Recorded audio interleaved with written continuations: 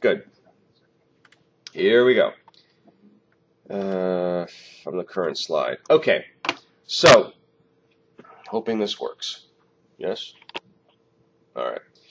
The last couple of classes, we looked at the development of dictatorships in Europe. All right, as a consequence of World War I. The fall of the Tsarist Empire in Russia was a direct consequence of how badly Russia was doing in World War I, the casualties, the economic collapse, etc. The coming to power of Benito Mussolini in Italy in 1922 had everything to do with World War I. The Italian sense of being humiliated and not getting what they fought for, the lack of faith in democracy, the fear of a communist revolution, which Mussolini and his armed thugs, the black shirts, promised to make sure never happened in Italy, just like it happened in Russia. All of these things led to him coming to power in 1922. Now, today, Adolf Hitler's Nazi Party, how did it come to power? Where did it come from? What exactly is it? And Franklin Delano Roosevelt's New Deal. The reason why we put the Democratic politician in the same discussion as three dictators is because all four of these leaders, Stalin, Mussolini, Hitler, and FDR, greatly increased the role of the state in economic and social policy in order to respond to the crisis of World War I or the Great Depression. But unlike the first three guys I mentioned, FDR, which becomes clear in the second fireside chat that you read for me today, specifically says, I am not overstepping my authority. I am preserving checks and balances, the Constitution, and I'm telling you so on the radio. So, Nazism in Germany. Nazism in Germany is in many ways pretty simple to remember. Everything that you learned about fascism last class, pro-war, anti-democracy, anti-liberalism, belief in a strong state, limiting individual liberties that were considered to be bad for national unity, that in Italy was the same thing in Germany. Adolf Hitler, in many ways, was a student of Benito Mussolini. Hitler came to power in 1933. Mussolini was in power starting from 1922. Hitler studied Mussolini. His armed thugs, the brown shirts, are modeled on Mussolini's black shirts. Now, what is the main difference that you have to focus on? You know, if they're all the same, why do we have to remember them? Well, A, Adolf Hitler pretty much started World War II on his own. Mussolini wasn't strong enough to do that.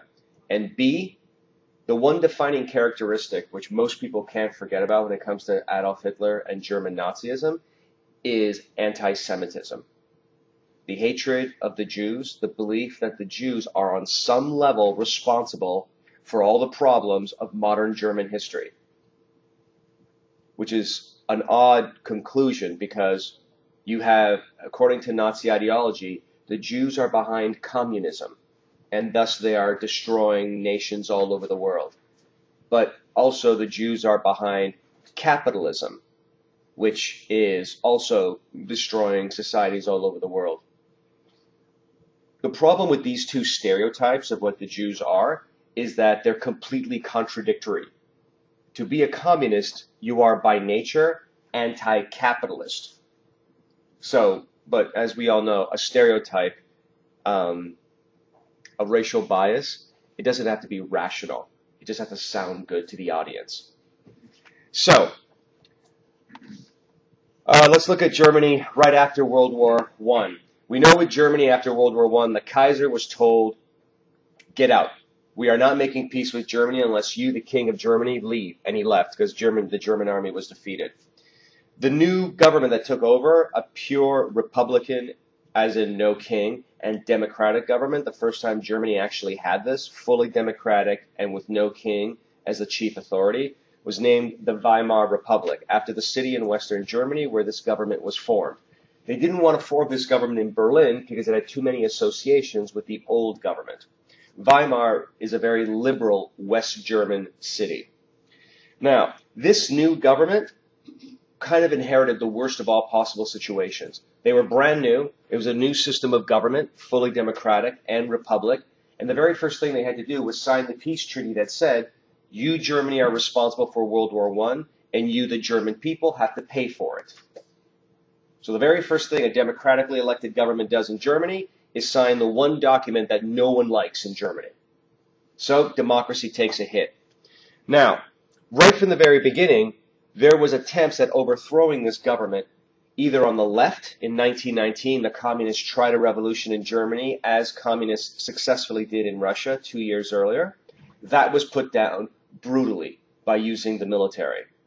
But then the military, a member of the military, Kapp, he's a military officer, attempted a putsch or a rebellion in 1920 against the government. That was also put down. Now, in spite of these early traumas, the Weimar Republic did have some good things going for it. For instance, Germany finally had a constitution which was purely liberal. It guaranteed individual rights. It specified what people's civil rights were. It specified what the government could and could not do. This is the first time Germany ever had this. This was a big deal. But it had one flaw. It's known as Article 48. It's one of these trapdoor clauses or backdoor clauses where checks and balances are wonderful, the rules of government are wonderful, but if in a time of emergency nobody could agree on anything in the German parliament and pass laws, then the president can just basically make laws by himself, but only in a time of emergency. Nobody really would have paid attention to this except for the fact that when Hitler took power, he manufactured emergencies so that he could reasonably use this to crush his political opposition and establish a dictatorship. Okay? So, very briefly, I went through all of this in a previous class. Part of the reason why the Nazis were so successful is that the German economy right after World War I was stagnant. It was destroyed by the Allied blockade or the sealing off of the German economy during World War I.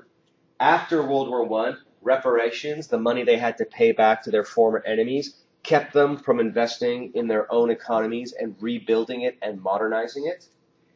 They couldn't pay back the reparations. In 1923, the French invaded to force them to pay. The German response, as I mentioned, was a general strike, not to produce anything which the French could then take back as payment. The result of that passive resistance and general strike was the economy was completely destroyed. Prices went up, savings were wiped out, the poor became even poorer than before. The middle class were the ones that suffered the most because they actually were used to having a comfortable standard of living. And the middle classes in Germany, just like the middle classes in Italy after World War I, were sick and tired of economic problems, political instability. And in both cases, they had very recent history with democracy.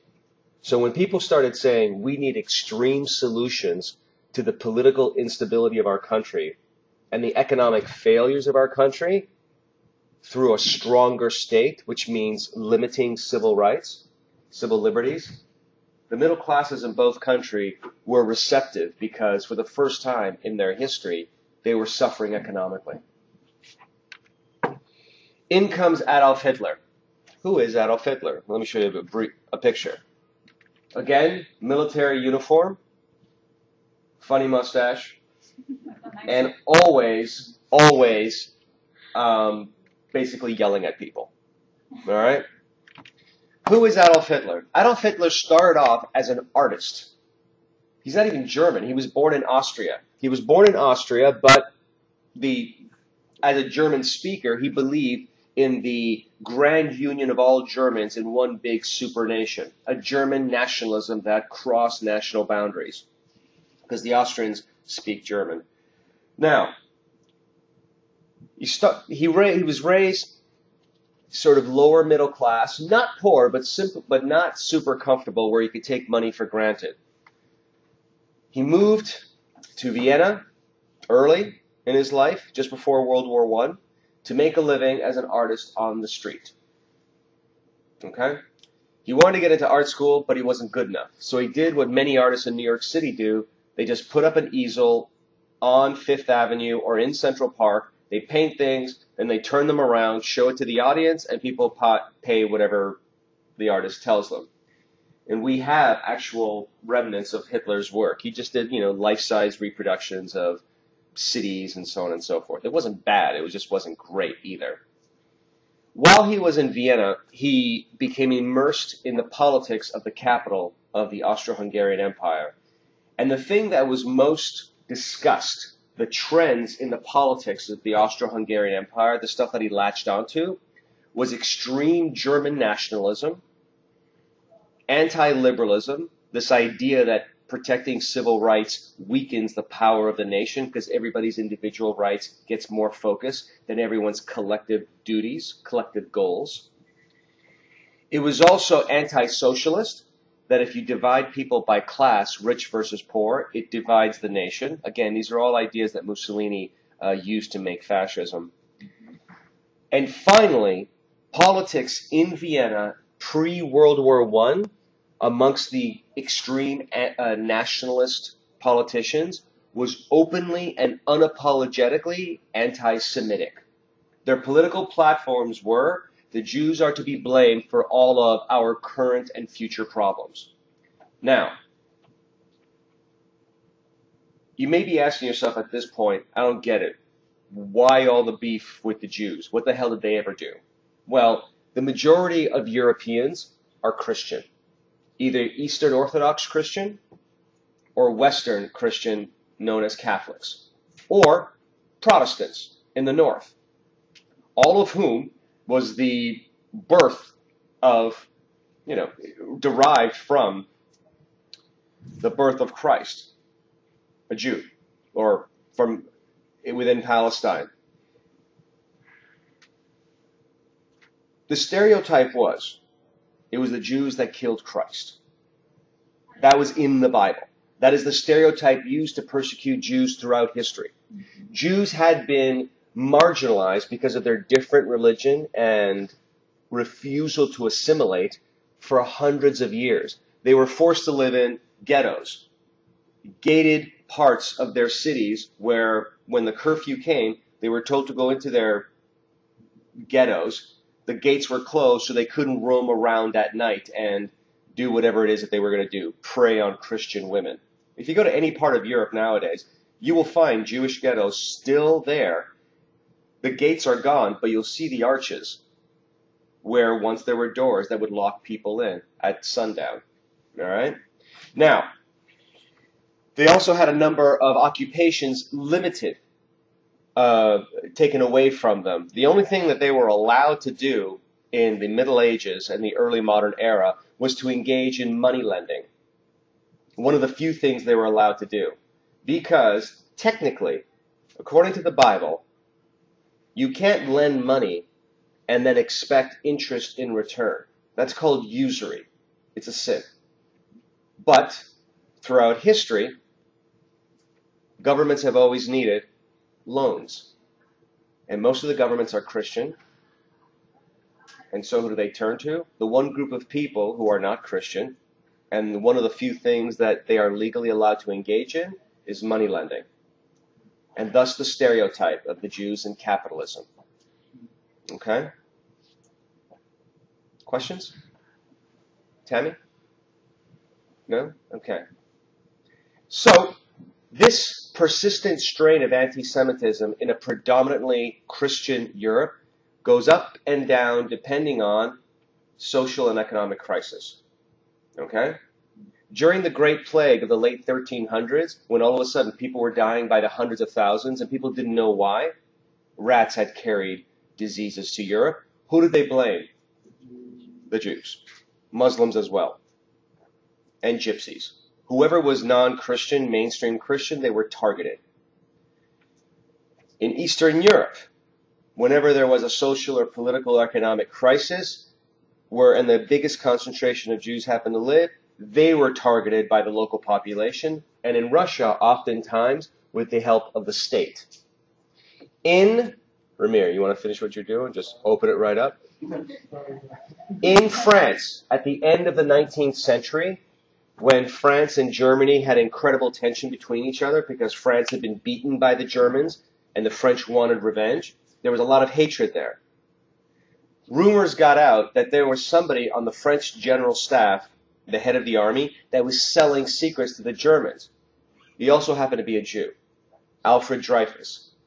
There was no proof that he actually sold secrets to the Germans because he was Jewish, and there was this persistent strain of anti-Semitism, not just in Vienna, Moscow, Italy, Germany. It was everywhere. The only improvement in the status of the Jews in Europe came in the Enlightenment, when, after John Locke, Voltaire, and the separation of church and state, we simply stopped killing people because of their religion. This meant stopping killing Protestants and Catholics, but it also extended to Muslims and Jews. Everybody lives how they live. So, this is the root of anti-Semitism. Long-standing stereotypes of vicious history in a predominantly Christian Europe that in times of crisis, marginalized people, whether Jewish, Muslim, Gypsies, which are actually much more properly referred to as the Roma, are targeted.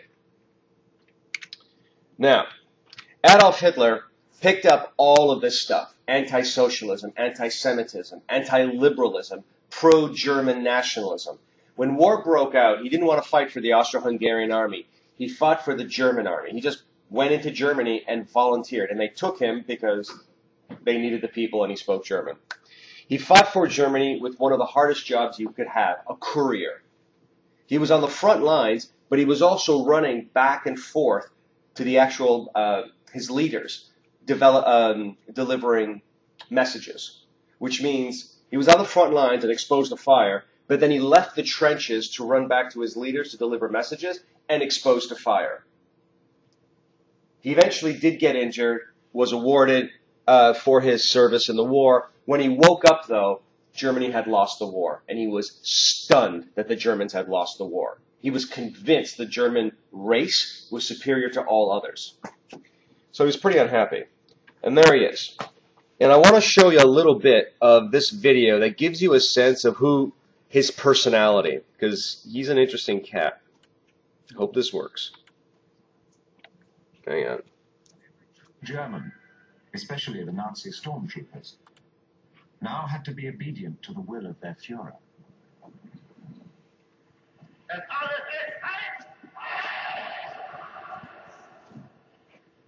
Die große Zeit ist jetzt angebrochen. Deutschland ist nun erwacht. Die Macht haben wir nun in Deutschland gewonnen. Nun gilt es, das deutsche Volk zu gewinnen. Ich weiß es, meine Kameraden, es ist euch wohl oft schwer gefallen, wenn ihr meint, es müsse ohne Wandel kommen und der Karl nicht und immer wieder muss der Leute abwehrgerichtet werden. Es muss weiter gekämpft werden, es geht nicht, ihr dürft nicht handeln, ihr müsst erforschen, ihr müsst euch fügen, ihr müsst euch diesen unerhörten Zwang beugen.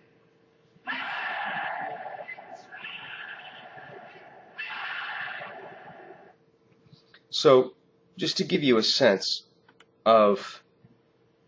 Oh, there's another one? Oh my god. Alright, that's not what I wanted. Just to give you a sense of this guy. That's Rudolf Hess, who loved his Führer, Adolf Hitler. But I want to give you... Let me just give you a sense of something. Alright. All these folks right here, these are the Hitler stormtroopers, the brown shirts, his gang of private army, all of them wearing the same uniform, former veterans, unemployed people that all joined the Nazi Party. And when you look at Adolf Hitler speaking, you know, he's got this frenetic sense to him. And it's funny, I heard you laugh. But take a step back. None of those guys are laughing. And they're all armed. And there's hundreds of them in that room. And there's millions of people that follow this guy because he brought salvation. So take a step back from, I don't get it, to, it doesn't matter whether you get it or not. You have to understand that those people got it. And when he pointed and said the Jews are responsible, we had 6 million less Jews on the planet. When he pointed and said the Russians are our mortal enemies, you have World War II and 80 million dead, missing, and wounded. So think about that and the power of persuasion, that these people were so desperate for an answer to why Germany was so screwed up that this rose to the top as the legitimate way to save Germany. Okay. After the war, Hitler he works for the army for a little bit, and he is told to go investigate movements that are a threat to the German government, right? And am I taking away from what you're going to do, Josiah? What's that? Aren't you doing Hitler? Am I repeating anything that you're about to say? Okay, then you tell me when to stop. That's unlikely. All right. So how about this? Let me turn it over to Josiah so I don't steal too much of his thunder. I've given you the introduction to Hitler. Josiah, why don't you give us what you have? Adolf Hitler was born April 20th, 1889 and died April 30th, 1945. He was an Austrian-born German politician and a leader of Nazi German Party. He was the Chancellor of Germany from 1933 to 1945 and Dictator of Nazi Germany from 1934 to 1945. Hitler was at the center of Nazi Germany, World War II in Europe, and the Holocaust. Hitler was a dictator veteran of World War II.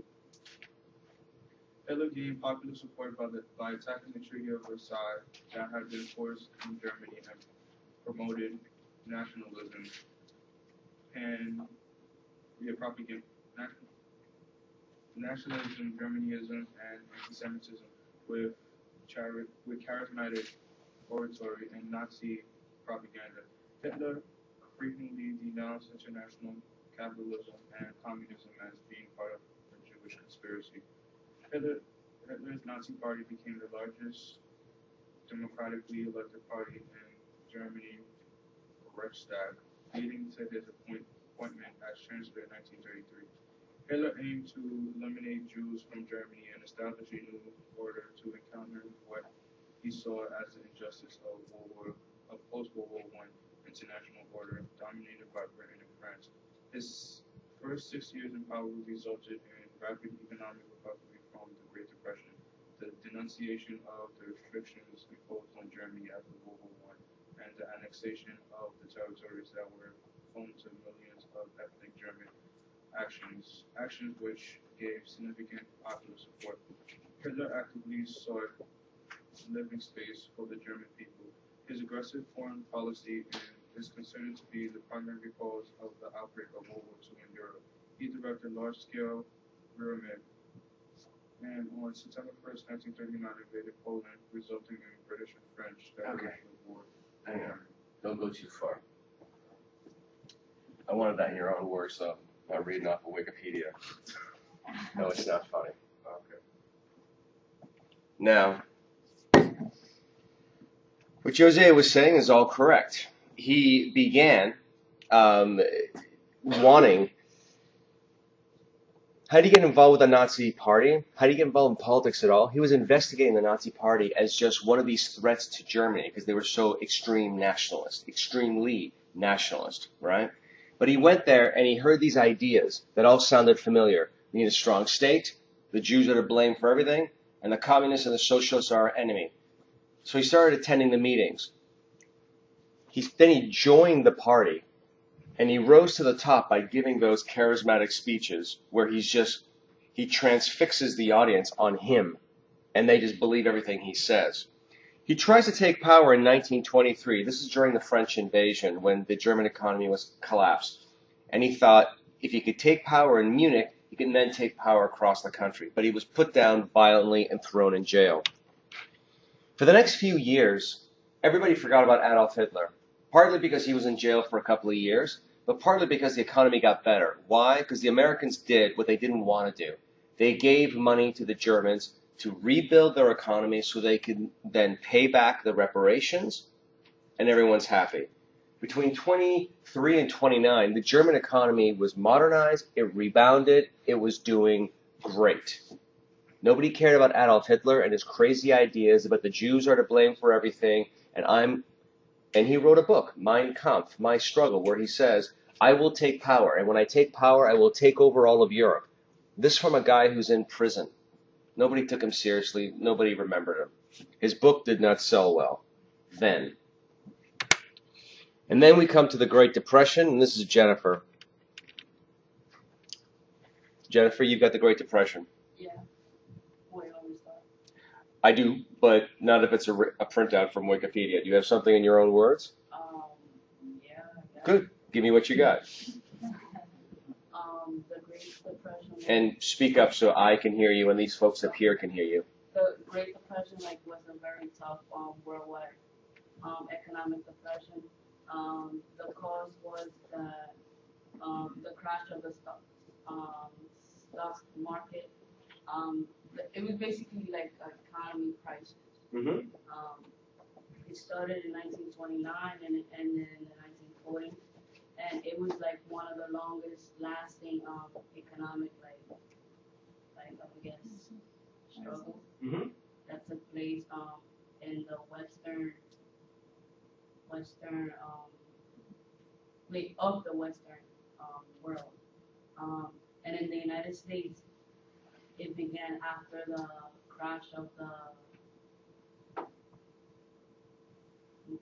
economic market in 1929, and about I got online that it says about 13 to 15 Americans were unemployed. Percentages? Yeah, companies got they shut down because they couldn't basically afford for anything, and Wall Street was bankrupt. Consumers, they were not consuming, and there was no investments. And it got a little better after President Franklin Roosevelt came into power, and he helped it somehow, but it finally started getting better after World War II came. Okay. Thank you, Jennifer. Let me cut you off there so we can use that and build on to the next one. So the Depression hits in 1929. As Jennifer mentions, it hits the U.S. after the stock market crash in September, October 1929. Unemployment goes up. People, when they're unemployed, they spend their savings, so banks collapse. Banks call back their loans because they don't have any money to do business. So all that money that was lent out to Germany, in addition to many other loans, was called back. So the German economy, dependent on American loans, is now frozen, and unemployment goes through the roof. 6 million unemployed Germans by 1932. 6 million unemployed, these are adults, obviously not children. 6 million unemployed Germans by 1932 who are upset at democracy, at capitalism, at parliament, at voting, at everything which got them to this point. Parliament couldn't fix the problem because the two largest parties, the Social Democrats, which were not really revolutionary, but because they said that they were socialists, everybody felt that those that were more on the right of the political spectrum hated them. And the conservative parties in the Reichstag, or parliament, simply could not agree to anything. They couldn't agree whether they should raise taxes, cut spending, anything. So the economy persisted in its decline.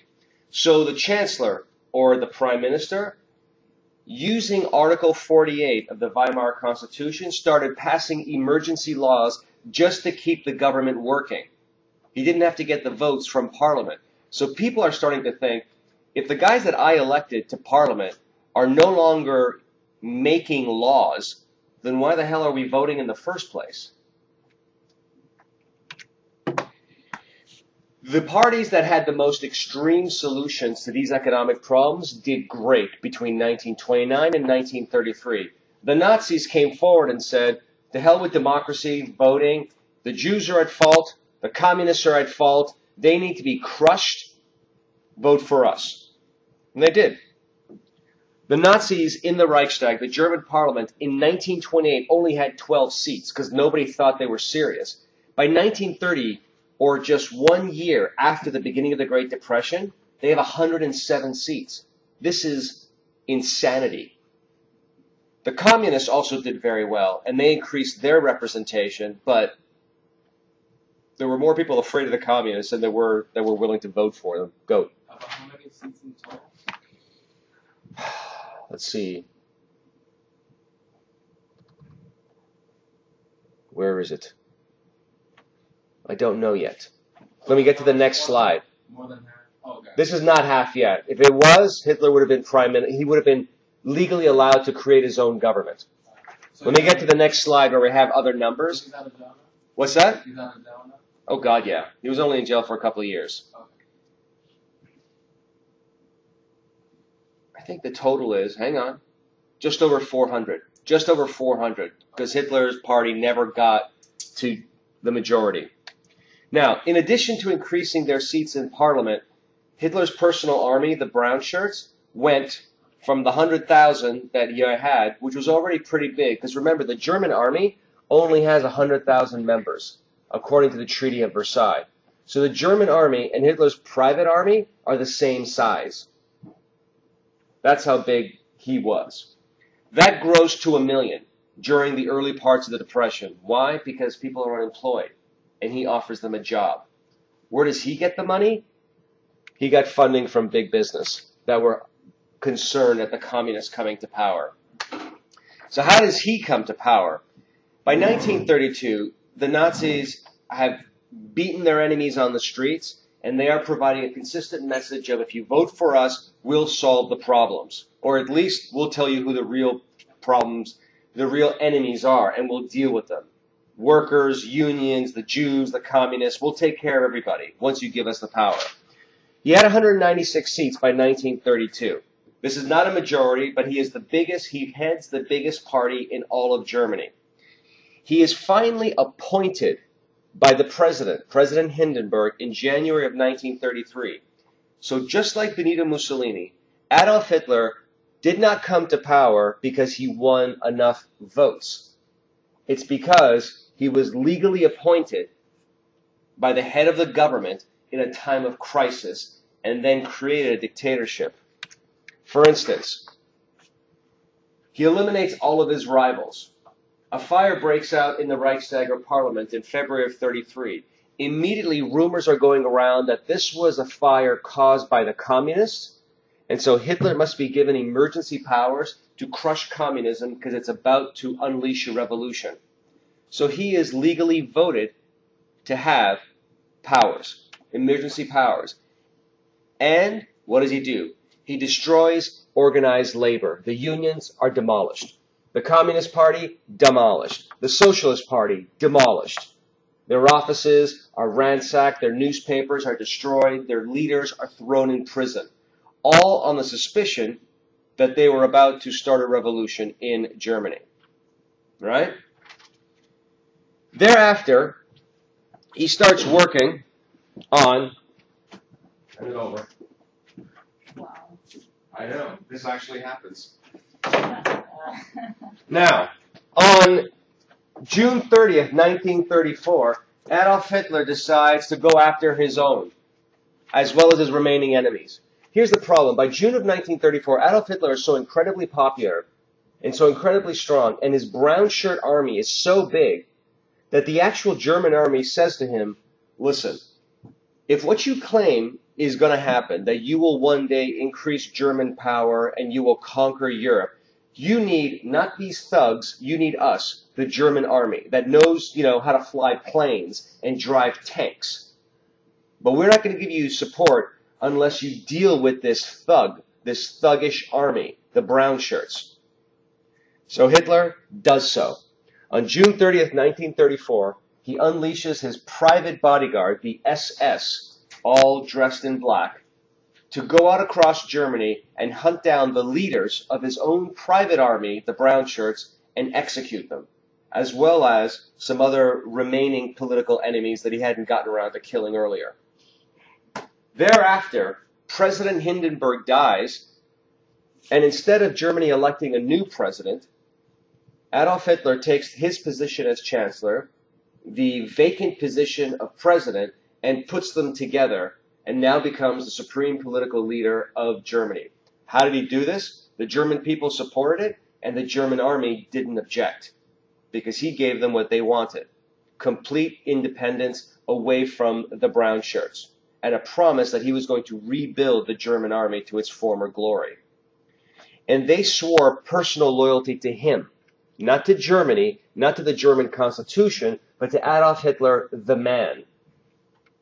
Which was problematic because once he started making boneheaded ideas, the army felt, well, we have sworn loyalty to you, not to Germany. And even though you might be ruining Germany, we swore loyalty to you. Okay. So, now he establishes a police state where he eliminates all civil liberties. The police are empowered to spy on anyone and arrest them on sight or rumor if there's any suspicion that they are plotting against the Nazi regime of Adolf Hitler. He uses his personal bodyguard, the SS, are now expanded into security units. The Gestapo are specifically a political police meant to hunt down spies and political opponents. He goes after everybody: socialists, communists, the Roma or gypsies, gays, Jehovah's Witnesses, all because they're either political enemies or enemies of the pure German race that he wants to spread and conquer through Europe. And the biggest enemy that he destroys, are the Jews. Unleashing the Nuremberg laws. Robert, take it away. So the Nuremberg laws are called that because in the annual address, this was in 1935, the Nazi Party meets in the city of Nuremberg, and it's this really pompous occasion with banners, music, and all that, and where Hitler proclaims, it's basically a State of the Union address to his party. So in 1935, he codifies the anti-Semitism, and he essentially reduces the Jews from second-class citizens that they had become in the short 2 years that he was in power to non-citizens at all. And then he uses pseudo-signs to show the difference between Aryans, his mythical super race, and blonde, blue-eyed, right, tall, muscular, right, which he was none of. And none of the other Nazi leaders were either. Exactly. Right. So, so apparently, in order for you to be an Aryan, you had to have your four German grandfathers had to be German, Christian of some sort, or of similar heritage. So, I mean, you could be British, French, and all that, as long as it wasn't. If you had one Jewish grandparent, you were Jewish, and thereby not a citizen of Germany. So, what this means for the world is that this is the first modern codification of bias since the Jim Crow laws in America and such. And this only, no one has a problem with this, except for the Jews and the other oppressed people. Everyone finds it perfectly fine because it expels Jews from civil government, freeing up space for Aryan Germans.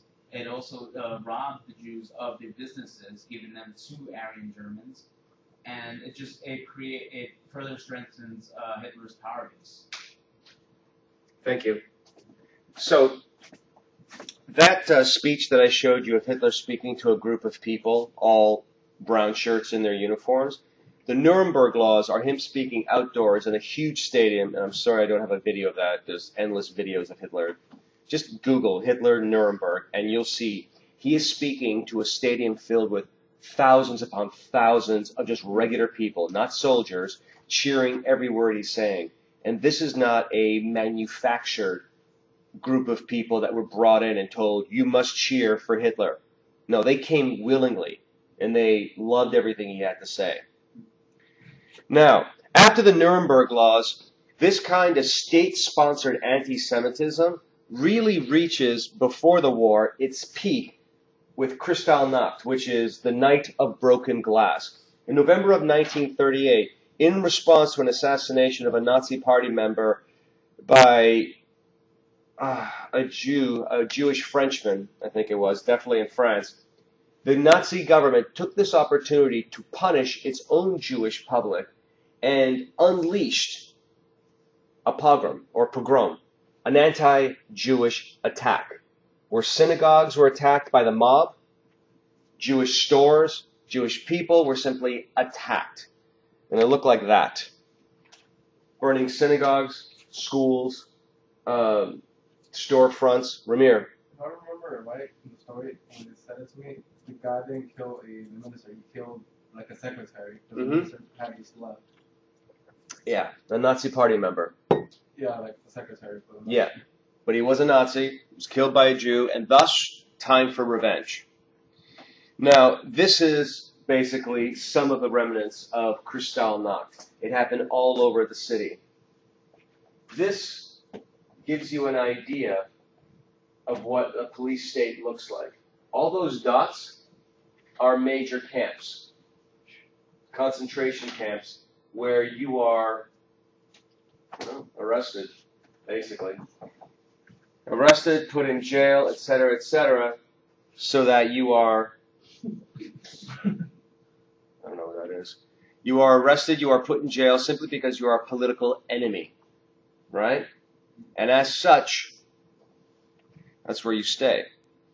Now, for the remainder of the war, for the 30s and into the war. But the final solution to the Jewish problem is not just arresting them. It's actually the final solution, which I'll talk about in the next class, where Eileen will talk about Auschwitz, and I'll have some video of Dachau.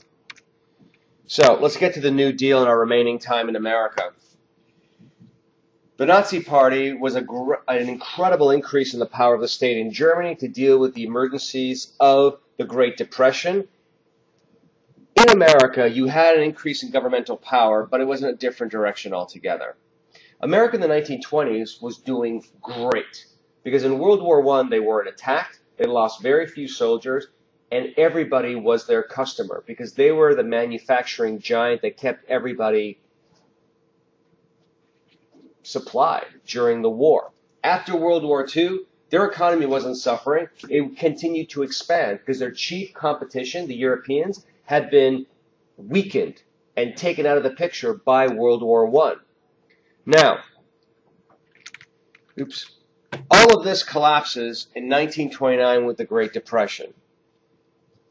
In a nutshell, in this country of unrestricted capitalism, people started gambling on the price of stocks. As the economy increased in the 1920s, people started investing recklessly in companies on the assumption the stock is expensive today, but the economy keeps expanding, so that stock is going to go up by next week, next year, then I'll sell it and I'll make a profit, right?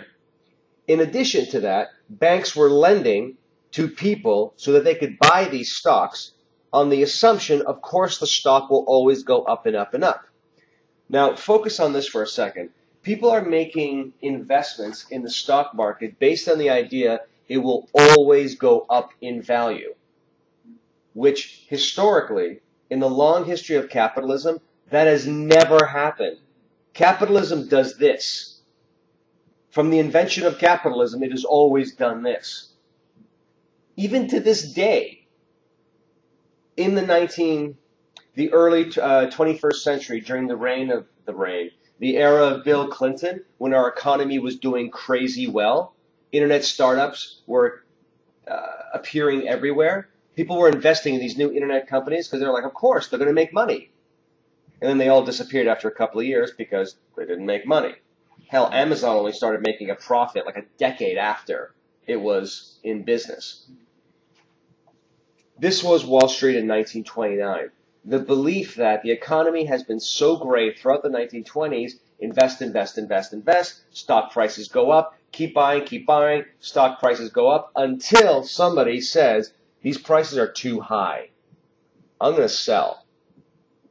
And then that feeling spread like wildfire.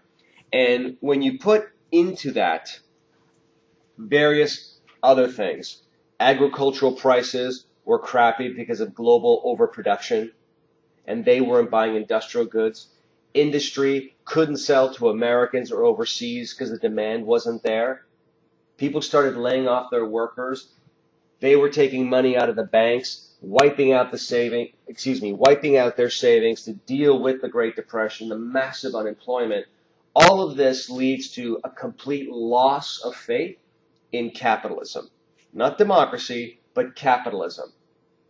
In the 1920s, the mantra of the Republican Party, which pretty much ruled America, was what's good for American business is good for America, meaning the government will not interfere with American business because they keep making money, they keep hiring people, everybody's happy. Government hands off, laissez-faire. But when the economy collapsed, the government of President Herbert Hoover didn't know what the hell to do because they had no experience in government management, regulation of the economy. In comes this guy, Franklin Delano Roosevelt. And who's my person on Roosevelt? The man. Who is it? Nope. I think it's someone else. Roosevelt the man. Jonathan, that's you. Tell me about Franklin Delano Roosevelt. Let me find a picture. There he is. You're doing the New Deal, the thingy, the second fireside chat. Go. He was born in Hyde Park, New York on January 3rd, 18... Which is a lovely place to visit. Hyde Park, New York, just on the Hudson River upstate. Lovely. Not New Hyde Park, which is Long Island. It sucks. No, I wouldn't go there to find Franklin Delano Roosevelt's home. Go ahead, Jonathan. He was a Harvard graduate, and also he attended Columbia Law. Okay. And he has a long history, a long political history. He started off being in New York Senate as a Democrat. Then next, in 1912, he was appointed as assistant director to Woodrow Wilson in the Navy. The next year, up to 1920, he had a radiant personality and a war service, which resulted in a nomination for vice president with James M. Cox, but they were defeated. A year later, in August 1921, Roosevelt was stricken with infantile paralysis on a vacation at Cababella, New Brunswick. He recovered partial use of his legs. Polio. There. Campobello, New Brunswick, Canada. Hometown. Not Campobello, just Canada in general. Go ahead. In 1932, he received the Democratic nomination for president. He defeated Herbert Hoover by a large margin, unveiling his New Deal program, which we talked about, benefits for labor, farms, unemployment, and regulation of business. And you got to think about this as like a turning point in history, U.S. history, because we're going from unregulated markets to business to now we're giving direct aid, we're giving money to the people. And also connect that to our mounting debt, partly because of that too. Okay, thank you very much. I love Roosevelt. Roosevelt and Lincoln are two of the most game-changing politicians that America has ever had. Lincoln won the Civil War and signed the Emancipation Proclamation and got the 13th Amendment into existence that eliminated slavery legally, permanently. Roosevelt basically saved American capitalism and democracy and gave us the modern social welfare state that we have today, right? But here's a story that I want to share with you that I love. Roosevelt, as Jonathan said, was stricken with polio in the early 20s. And so his sort of climb in the political, his political climb came to what seemed like an abrupt end because nobody was going to vote for a guy who couldn't walk. They wouldn't even do it today. Way back then, they were far less tolerant, all right, of weakness, perceived weakness. So what did he do? He was quite wealthy, so he went to a lot of clinics. One of them, and he took, he tried everything. Warm water, exercise, massages, electrical stimulation. He went to the south for the warm weather, the humidity. He tried everything. And the most that he ever accomplished was stopping the further degeneration of his body, his limbs. All right? But he could never recover the ability to walk. But he can't say no to politics. So he's a distant cousin of Theodore Roosevelt, the progressive president of the early 20th century. So he runs for and is elected to the New York State as a Democrat, and then governor of New York State, where he introduces some of these New Deal policies. In 32, when he runs for the presidency, the nomination for the Democrats of the presidency, before he runs against Hoover, he has to be nominated by the Democrats. This was a time before television, before presidential candidates were going all over the country barnstorming and giving lots of speeches and kissing the babies. That's for after World War II. So he could still do a lot of this kind of privately writing articles, radio interviews, and his lieutenants could go all across the country, the way Lincoln got reelected. And so people didn't really know about his handicap. But when he got the nomination and he had to go to actually, walk up to the stage, go up the stage and say, ladies and gentlemen, I'm honored to accept your nomination for the Democratic Party for the President of the United States, he had to, get there. He couldn't be wheeled down the aisle in a wheelchair, and he couldn't be carried the way what he had his sons and bodyguards to his side, and he put braces on his legs so it looked like he could stand. But all they did was hold his legs straight, right? And then he had his son and his bodyguard pretty much, he would walk with them arm in arm, but they were actually holding him. And he was just sort of moving his legs forward and backward, right? So what does he do? When he has to go, I think it's New York, to acquire, to receive the nomination, what does he do? By this point, people are, they've been paying attention to Roosevelt, so the people in the know in politics know that he can't walk. Not the general public, but they know that he can't walk. And they're on to these tricks about the braces and the people holding him up. But what does he do? He says, I can't do this. I'm going to be on television. I need to get there by myself. So he straps his legs super tight, like painfully tight. He has a cane for balance so he doesn't fall over. And he's silent. The crowd is silent. He makes his way down the aisle to the podium on his own. Very little help, if at all. And there's this tension of, shit, I hope he doesn't fall, because this is on television, and this is the guy that's going to run for president. He makes it to the stage without any kind of help, really. He makes it to the podium, he accepts the nomination, and the entire arena just explodes in applause. It's just fantastic. If you can Google or YouTube it, it's just a wonderful sort of climax of making it back after having a political career shattered by just bad luck, getting bit by a mosquito, which led to polio before they had a cure. And so this guy that couldn't walk was pretty much now in charge of putting the country literally back on its feet. And how did he do it? He had these bold plans, the New Deal, which you read about in the second fireside chat, the list of it, which Annette's going to talk about, but he said this out loud.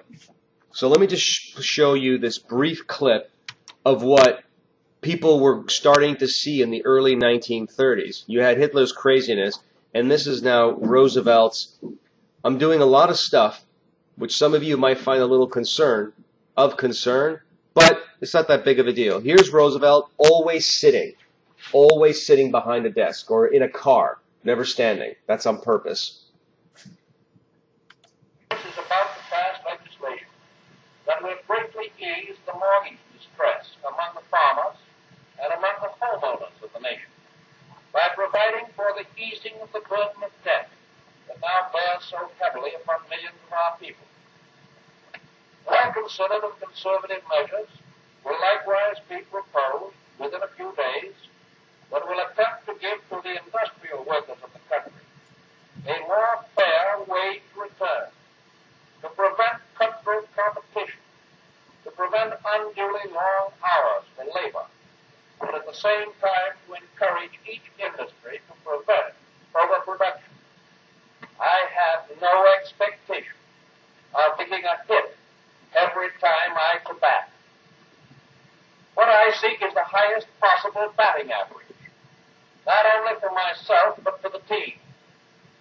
Theodore Roosevelt once said to me, if I can be right 75% of the time, I shall come up to the fullest measure of my hopes. You, the people. So this wasn't broadcast or anything. It was filmed for the White House. And this is the recording this is the live broadcast that Americans would hear on their radio.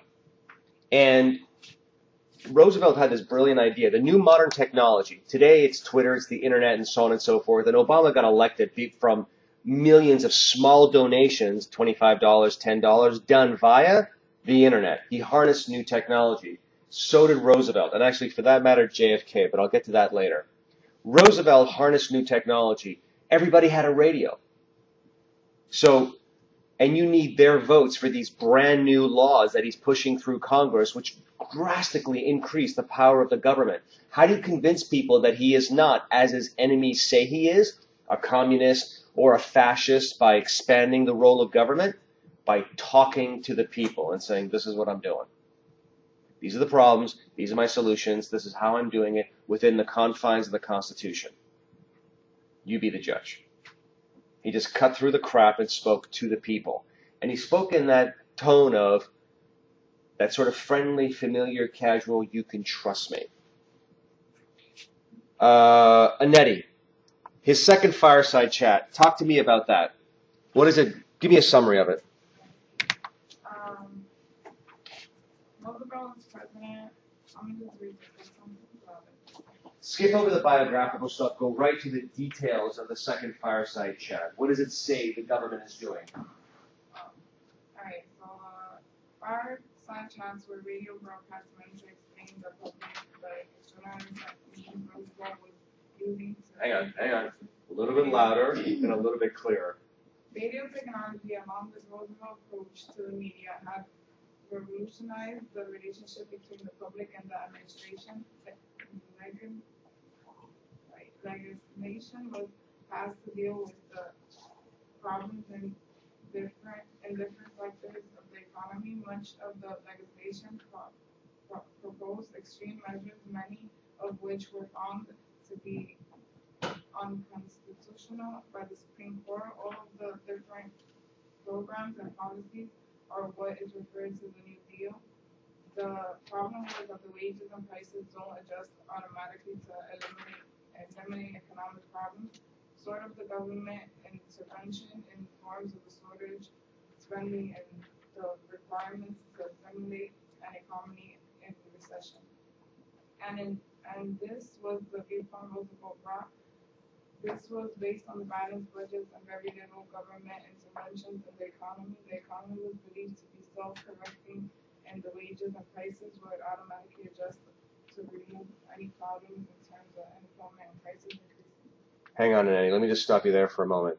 In this thing that you have written out, do you have sort of like a detailed list of shutting of the banks, the Public Works Administration, things like that? That's what I'm looking for. He has a very detailed... These are the laws that I passed. When he said the first, second, next in Congress. Mm-hmm. Oh, no, I didn't read it. Sorry? I didn't read about that, but I could give you a brief. Okay, well, that's what the second fireside chat's about, right? So let me summarize that, and let me get to Morgan. Let me see if we got time. So, in the New Deal, and specifically he talks about in the second fireside chat, was there's a bunch of things that I'm going to do to solve the economic crisis which this country has fallen into. The idea of leaving the government out of the economy, as Anetti told us, is no longer going to work because we tried that and it failed. So some of the things that Roosevelt did in his first 100 days, and to this day we still judge politicians by what they do in their first 3 months in office, which is kind of unfair. But if Roosevelt could do this, what can you do for us? He closed the banks for 100 days. Everybody was taking their money out of the banks, so he closed the banks to get people to calm down, because if the banks don't have money, they can't loan to businesses. If businesses can't get loans to get through the hard times, they lay off people. The cycle of poverty and unemployment continues. He gave the Farm Credit Act. He gave loans to farmers so that they wouldn't lose their land and have to also lay off people. And if farmers are out of business, they can't buy stuff, so industry suffers. The National Industrial Recovery Act, he controls competition amongst corporations who keep reducing prices and wages to stay competitive because he wanted people to stay working so they have money in their pocket and they can get the economy going. The Wagner Act, he empowers unions. Morgan, I'm not going to make you rush, but I'm going to start with you next class, okay? The Wagner Act empowers unions. He essentially goes to corporations and says, listen, I'm going to let you organize yourselves so that you can all make a profit. You don't kill each other in competition. But in return, for government allowing you to organize, you have to respect unions in your factories. You can't be calling out the police every time they go on strike. Now, Union membership went through the roof.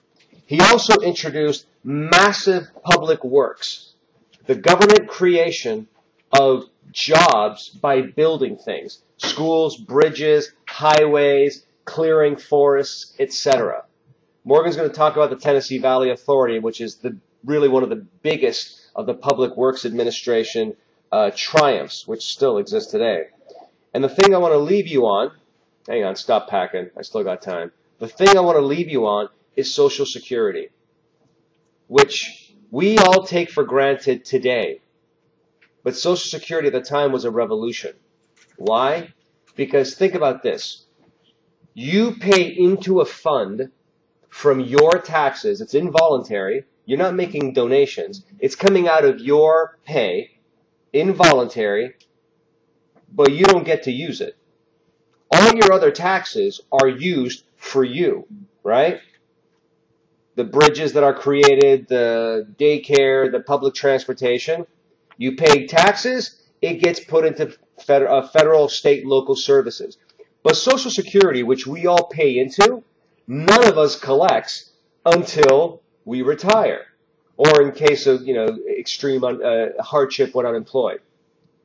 So Roosevelt was saying, I know it's your money, and I know you don't like paying taxes, but you know what? You're not living here in America by yourself.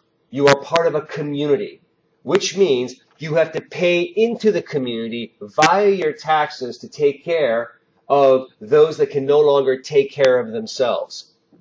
So from the era of the 1920s, which is everybody should be left alone to compete and whoever wins out on top is rich, they deserve to be rich and not to be taxed or bothered by the government. You go to Roosevelt and says, you know what, you don't live here by yourself. You're rich because you live in this functioning society and you got to pay for it. And you have to take care of the people that can't help themselves. And that's Social Security, which gave us then Medicare, Medicaid, and eventually Obamacare. This recognition that the state actually, it has to, through taxation, take care of the least fortunate amongst us. That is the revolution in American politics. I'm done now. Hand in your stuff on the way out, and I will see you next class. Yeah.